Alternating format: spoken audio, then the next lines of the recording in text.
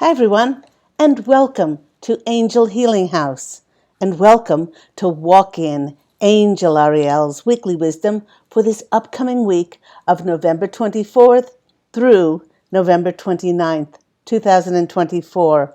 My name is Claire Candy Hoff, and my name is also Angel Ariel, as I had an angelic walk-in experience on January 11th of 2003, which I write about in my award-winning #1 Amazon International bestseller, I Am an Angelic Walk-In, the autobiography of Angel Ariel. I'd like to thank everyone who has liked, shared, subscribed, and recommended my Claire Candy Hoff YouTube channel. If you would like to become a subscriber to my channel, it's absolutely free, and you will be notified when I upload new videos.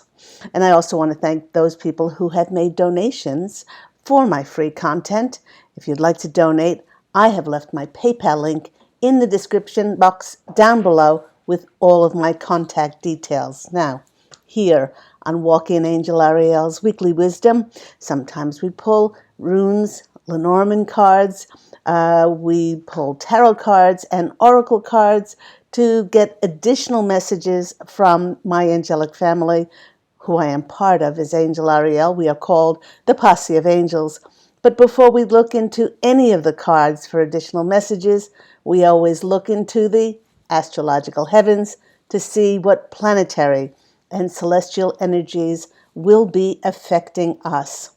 And now that we have made our way to the other side of last week's full moon in Taurus, and Saturn stationed direct after a long period of retrograde, which was making many feel scattered and unstable, we may feel this week like we are more centered, grounded, and have found our footing once again. The biggest news last week by far that bears mentioning again was on November the 19th. The Lord of the Underworld Pluto entered Aquarius as it finally finished up its period in Capricorn, where it had been stationed or lodged for the past 17 years since 2008. Now, think back to all your trials, tribulations, and challenges that you have been through since 2008. I mentioned last week that if you're anything like me, you probably have your own laundry list of disappointments, grief of losing loved ones, harrowing experiences in relationships, with finances, with health, and with crises of faith, or maybe all of them, just to name a few. Believe it or not, my angelic family, the Posse of Angels, is sharing that these difficulties helped us to heal our family tree and our inner child in preparation for the new era of the age of Aquarius, as these things were holding us back from our highest potential. Your efforts through these challenges and difficulties have cleared away the whole Piscean age of struggle and duality. The greatest knowledge that was learned through these trials was just how strong we truly are. Now, the Posse of Angels is sharing that they are exceedingly proud of all of us. And they're reminding us that this was, in a way, a double-blind study, because if we had known back in 2008 what we had willingly contracted to go through for the betterment of planet Earth's ascension, I can tell you that many of us would have walked out and exited our contracts early. For many, ignorance to what was happening was bliss. It was a blessing, as with each challenge, we constantly dug just a little more deep into our trust, our hope, and faith for a better day to dawn on planet Earth. And now that day has come, and all we can say is hallelujah. Now, Pluto is the planet of death and rebirth. It's associated with fate. It's concerned with keeping us on track for our destiny to be revealed. Now, held within finding our path to our destiny is the desire for authenticity, to show our true selves to the world. But in order to do this, we must release all limiting beliefs, fears, and illusions that have programmed us to comply, to go along with self-appointed authorities who profess to know what is best for us. Just think back to those three little words, safe and effective, that hounded us for years. And in many cases, its devastating adverse effects are still hounding many people to this day. Our authenticity is Pluto's key to our rebirth, because by doing this, we are aligned with our soul's purpose, and then are more connected to others who are also aligned with their soul's purpose.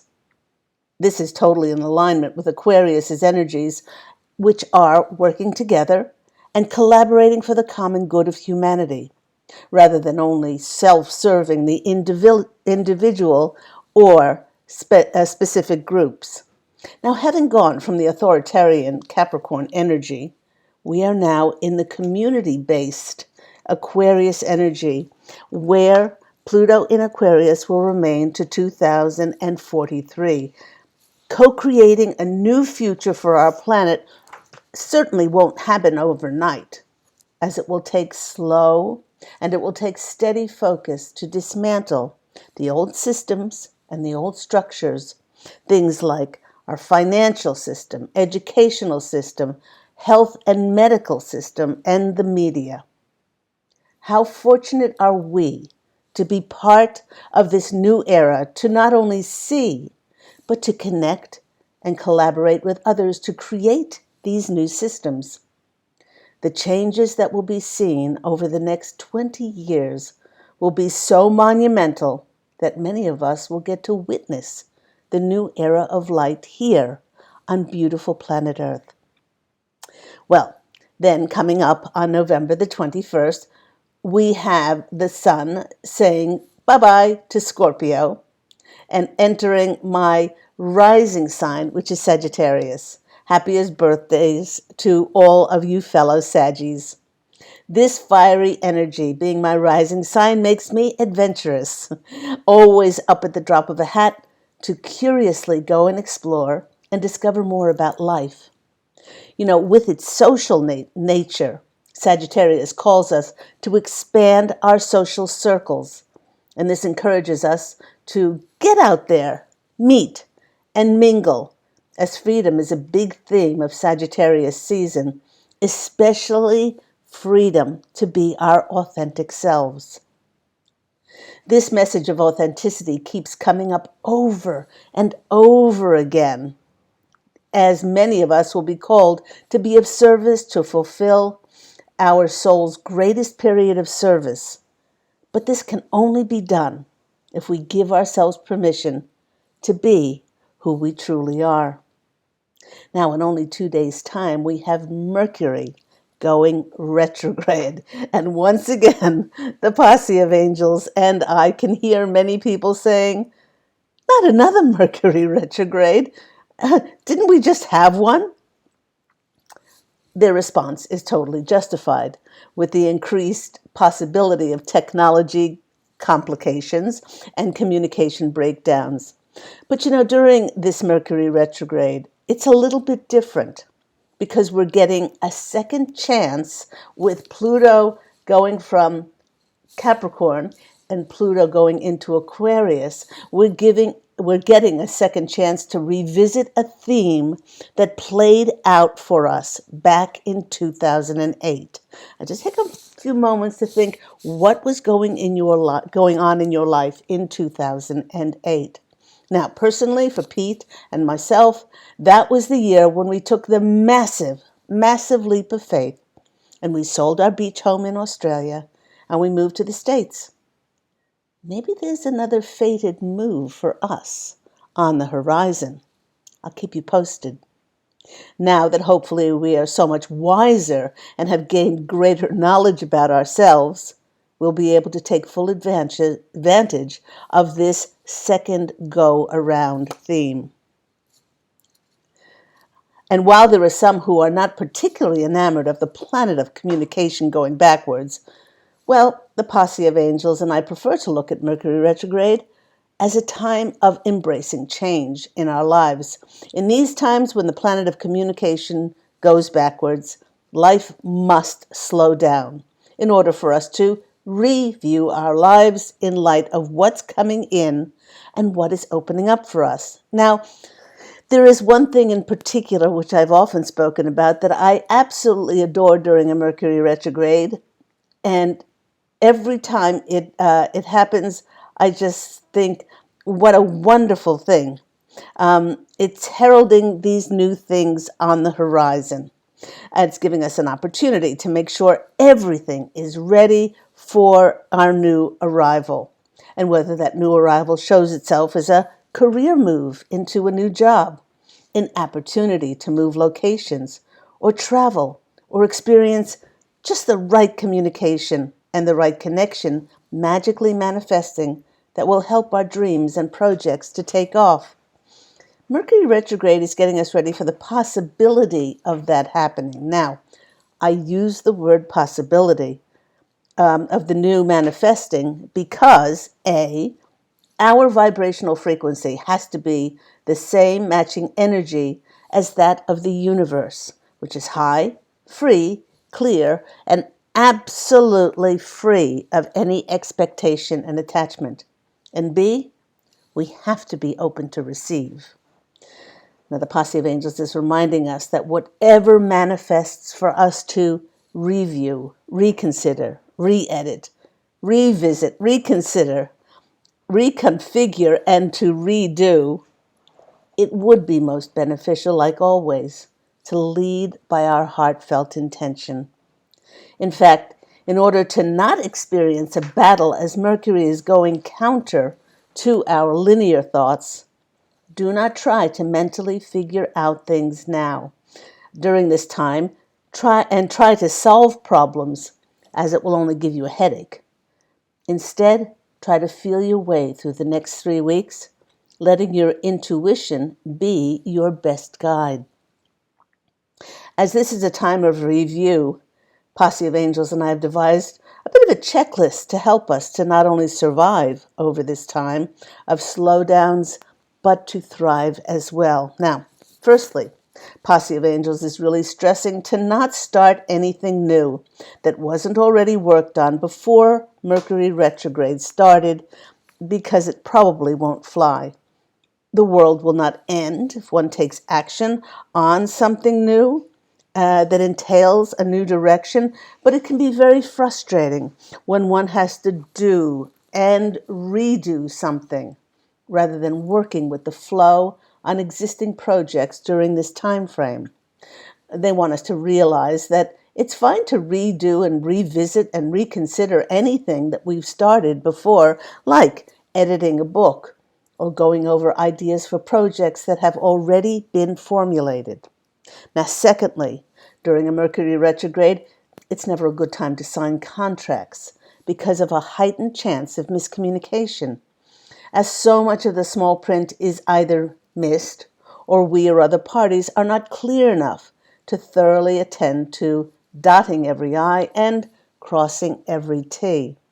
Please know that life has to go on. It's one of those things. Life must go on, but take the time to go over, if you must sign contracts, to not only go over them, but have possibly a lawyer or 2 or 3 eyes to go over them with you.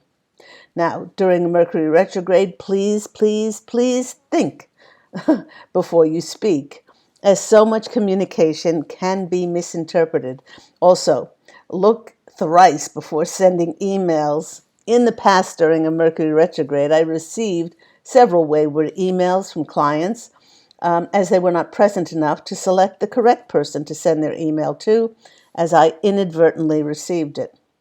And when posting things, and we're getting into the holiday season when, the amount of people posting and mailing things doubles, triples, quadruples, do make sure that it is correctly there's correct postage on it, perhaps a return address, and it's addressed correctly. Now, if it is an important item you're sending, it might be a really, really good idea to register it, perhaps, insure it, and track the package. Even if one does not buy into the whole idea of a greater possibility of technology crashing, it's still a good reminder 3 or 4 times a year to back up computers and cell phones at this time. One of my favorite things about Mercury retrograde is people from the past popping up unexpectedly. Now, this, of course, is wonderful if you're looking forward to seeing this person and it's a joyful reunion. But just be prepared for people from the past who may not be so well received to show up in your life, especially if there is still an issue that has not been put to rest, and it must be revisited, reviewed, so that one can realign the energies back to wholeness. The posse of angels and I is reminding all of us that we are in the midst of massive change on our beautiful planet. It seems like every day there's a new reveal that brings more light to corrupt agendas that are crumbling right before our eyes. When a slow-moving planet like Pluto changes signs, we often experience transitions, transformations, and the bringing about of natural conclusions in our lives. As everything is energy, everything is always in motion, thus it's always changing. Many experience changes differently. Perhaps there's one group feeling excited and invigorated by new adventures, new reasons to be curious and to discover more. But yet, this group has let go of expectations and attachment as to what should happen, and they open themselves to receive synchronicities, magic, and miracles entering their lives. And then there's another group, those who experience great anxiety and paralyzing worry and fear over change, even if their current circumstances and relationships are not optimal. Now, if you are fearful, the posse of angels wish for us to know that change brings us a unique opportunity to transform our lives in ways that we never could imagine.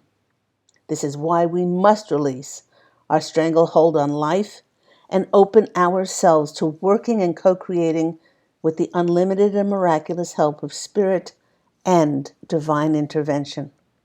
This change of the earth from dark enslavement to a golden era of peace, unity, harmony, truth, justice, and love has long been prophesied, and all we need to do is to ask Spirit to show us how we can be of best service to bring back the glory of freedom and the enlightenment to our beloved planet.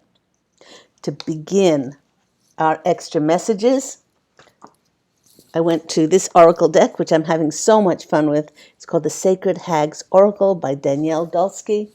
And the card that came out for us this week is number 22, and it's Season of Holy Thunder. It's a number 22, as I said. The message on this card is omens, and it could also be omens, signs, or messages coming in now. Now that two very important but extremely challenging and difficult transits have ended, again, Pluto moving out of Capricorn into Aquarius, and Saturn is now moving forward to connect the dots to bless us with rewards. It's a time of synchronicities, omens, to enter our lives. Be extra vigilant at this time to look for those signs of magical, divine intervention. In fact, from now on until the end of the year, make it a habit to say to your angels and spirit guides every single day, show me, the magic. And let me be open and observant to witness the miraculous entering my life. I love that this card came out for us. Now let's go to the tarot deck, my tarot deck, which is the Angel Healing House tarot deck. I'll just show you the back of it. Yes, there's me, Angel Ariel. And I pulled 5 cards and I clarified each card with 2 other tarot cards from the original Rider-Waite deck. Okay, first card that came out for us was talk about destiny. Talk about karmic, fated destiny for each and every one of us. This showed up because it's playing such a huge part in what will manifest for many in the collective. This is our soul's highest purpose, and this is what we wrote into our contract. If we ever made it to that stage of being of high enough frequency to be able to serve the planet with our soul's highest purpose. So, and we get to do our part to serve the planet with this karmic, fated, destined service that we will be stepping into. And this was clarified by not only the 9 of, look at this, it was clarified by the 9 of Wands and also the 10 of Wands. And with these clarifying our Wheel of Fortune, it just means for years and years and years, so many of us were like this wounded warrior here, you know, just enduring, trying to survive. And now we've gone from the 9 to the 10 to finally have an end to those burdens, as the fate, the Wheel of Fortune, will turn in our favor, and we start a whole new cycle starting for us. I love that those 2 came in. Next, in the area that we need to, I guess, focus on is communication coming in, the Page of Wands. It's emphasizing that many will have meaningful conversations that hold surprising twists that could bring those dreams of ours into reality. And the 2 clarifiers for this card were not only the 9 of Pentacles, but the Fool as well. Look how bright and sunny those cards are. Now this is telling us that this communication here, this conversation that will be had, will be very abundant, very prosperous for us, and will set many in the collective on a whole new journey, a whole new path that they will be stepping onto. Many of us, we will be moving locations. We will be sent to different cities, states, and maybe other areas of the world to carry out our soul's highest purpose. I love that these cards all came out together. Then the next is, in the area of the unexpected, we have the Strength card. The Strength card, and this one was clarified by these 2. Not only the Strength card, but also the Empress. Again, bright, sunny yellow cards. Now, the Strength card here in traditional tarot, as I teach my tarot students, was traditionally the breakthrough card. This is going to be, from now on, this breakthrough that so many have wished for, and prayed for, and had this vision of having the breakthrough for not only the abundance in their life, but look here, we have 2 Strength cards. We not only have the one from my deck, but we have one from the original Rider-Waite deck. Strength is clarifying strength.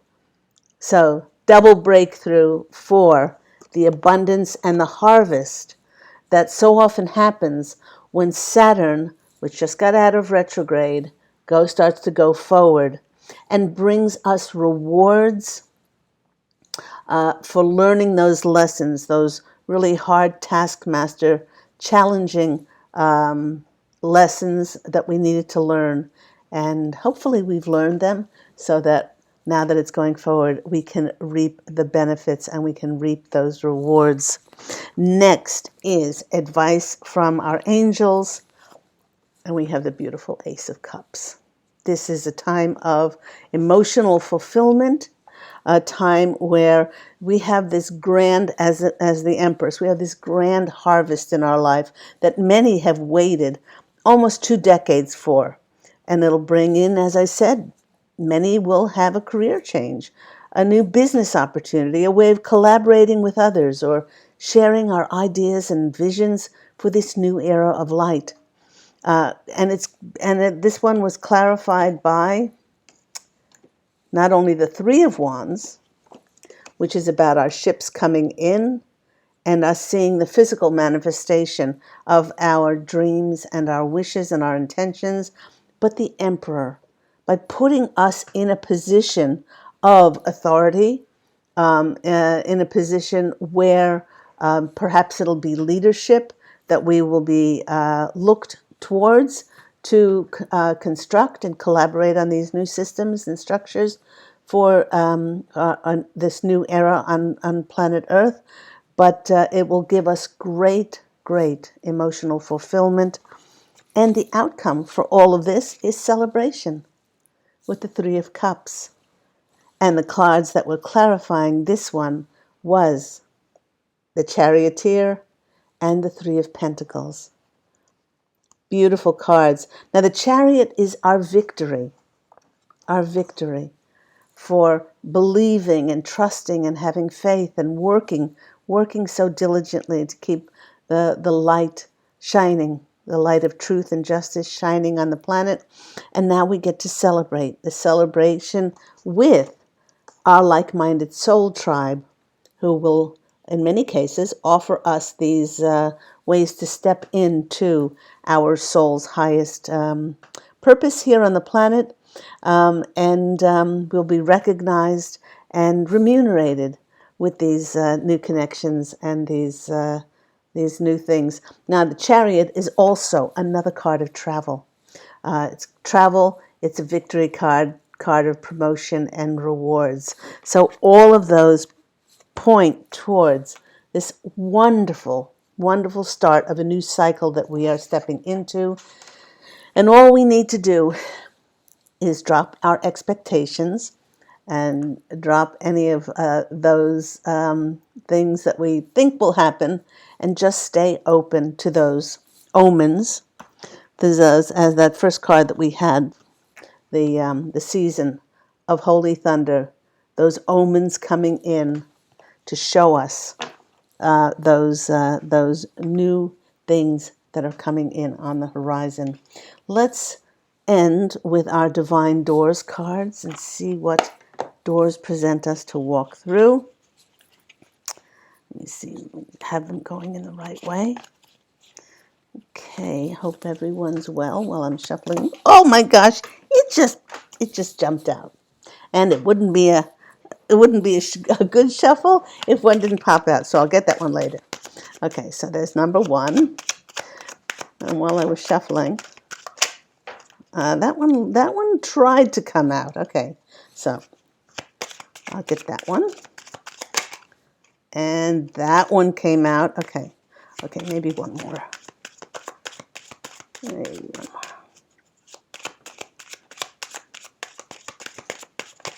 Oops.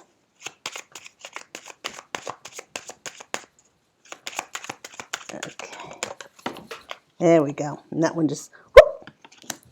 First card that's coming out for us is this one. And change beckons. The path is shifting. The road leads to a new way. Do not be alarmed as change beckons today. Change is beckoning to each and every one of us. No matter what you've gone through, you have been part of a collective that signed up to help the world ascend, and many have gotten to the stage where we've ended that cycle and now we're stepping into a new purpose, and change is going to be on many people's doorstep.